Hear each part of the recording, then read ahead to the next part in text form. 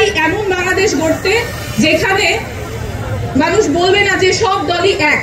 কারণ আমরা রাজনীতি করতে আসিনি ক্ষমতা দখলের জন্য, আমরা রাজনীতি করতে এসেছি জনগণের ক্ষমতা জনগণকে ফেরত দেবার জন্য।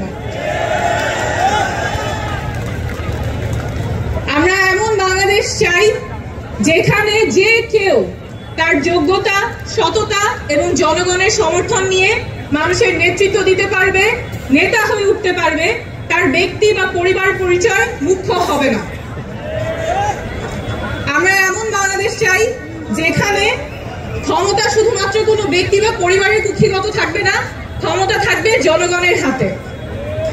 আমরা এমন বাংলাদেশ চাই যেখানে স্বাস্থ্য এবং শিক্ষা কারো পণ্যে পরিণত হবে না, সেটা সবার অধিকার, নাগরিক অধিকার, সবার সমান থাকবে।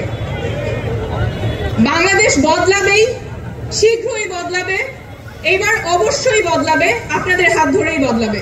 ধন্যবাদ।